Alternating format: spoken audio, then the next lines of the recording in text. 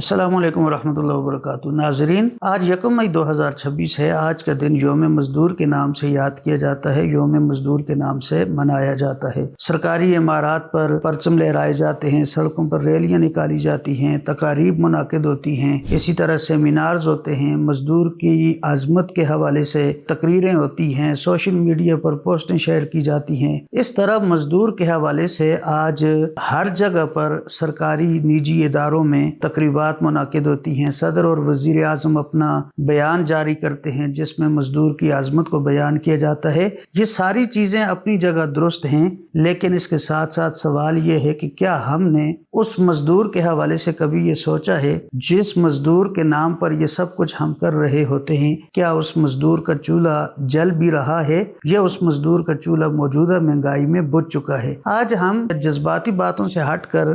रियाजी और आदाद व शुमार की रोशनी में 2026 के पाकिस्तान में मजदूर की जो माशी पोजीशन है उसका जायजा लेने की कोशिश करते हैं। तो सबसे पहली बात तो यह है कि पाकिस्तानी गवर्नमेंट ने मजदूर की जो कम से कम उजरत रखी है वो 37,000 से 40,000 के दरमियान रखी है। अब आप मौजूदा महंगाई के हिसाब से खुद इस बात का जायजा ले सकते हैं और बड़ी आसानी के साथ ले सकते हैं कि क्या पाकिस्तान में रहने वाला मजदूर इस महंगाई में वो सरवाइव कर सकता है, वो अपनी सांसों का जो रिश्ता है वो बहाल रख सकता है। मेरा ख्याल है पाकिस्तान में जो मजदूर तबका है वो निहायत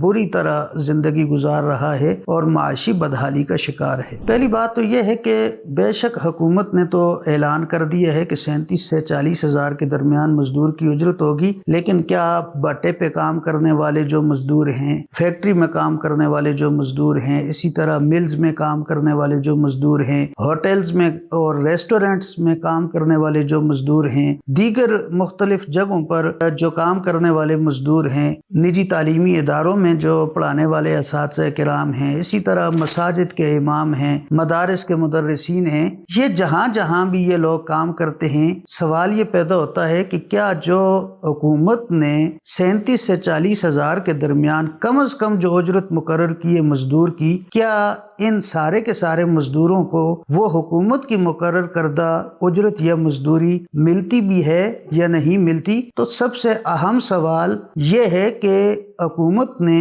जो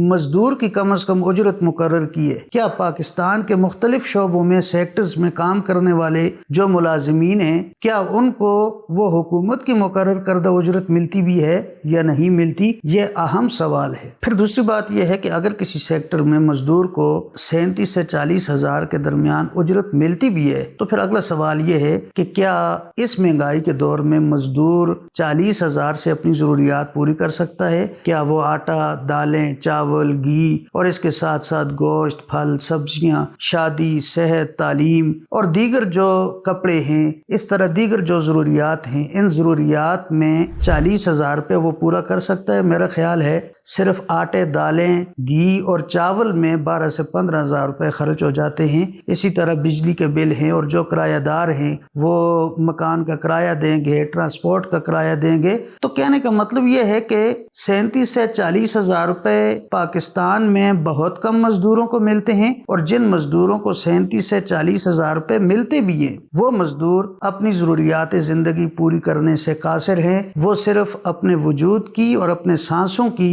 एक जंग लड़ रहे हैं, इसके अलावा मजदूरों के पल्ले कुछ भी नहीं आता। नाजरीन, इस मौजू का एक और निहायत ही दर्दनाक पहलू है और वो पहलू क्या है? देखें, हम मजदूर के हुकूक की बात करते हैं, तकरीबात मुनाकिद करते हैं, सेमिनार्स होते हैं, इसी तरह सदर और वजीर आज़म अपने बयानात जारी करते हैं, रैलियां मुनाकिद होती हैं, परचम लहराए जाते हैं, ये सब मजदूर के नाम पर होता है। लेकिन इस शोर व गुल में एक और आवाज़ दबी हुई है, वो आवाज़ मस्जिद के इमाम की है, वो आवाज़ मस्जिद के खतीब की है, वो आवाज़ एक आलिम दीन की है, वो आवाज़ मदरसे के एक मुदर्रिस की है, जिनकी माशी पोजीशन मजदूर की माशी पोजीशन के मुकाबले में भी बहुत कम है। मेरा ख्याल है अगर आप पाकिस्तान के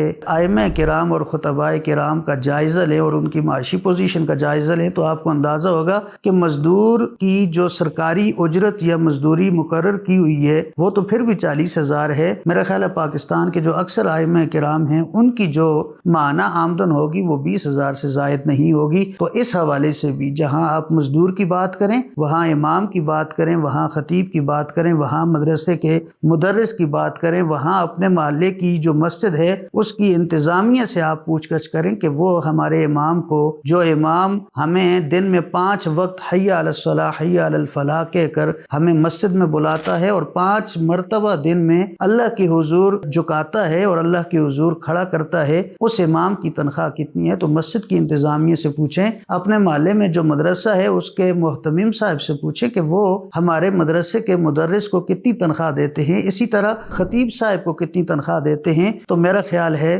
مزدور کے حقوق کی بات کے ساتھ ساتھ مزدور سے بھی جو معاشی لحاظ سے کمزور ترین طبقہ ہے وہ امام اور خطیب کا ہے، تو مزدوروں کے حقوق کے ساتھ ساتھ امام اور اپنے خطیب اور اپنے مدرسے کے مدرس کے حقوق کی بھی بات کریں۔ اگر اس سال ہمیں یہ فکر پیدا ہو جاتی ہے اور مزدوروں کے حوالے سے اور اس کے ساتھ ساتھ اپنے ائمہ اور خطباء کے حوالے سے یہ فکر پیدا ہو جاتی ہے تو یقیناً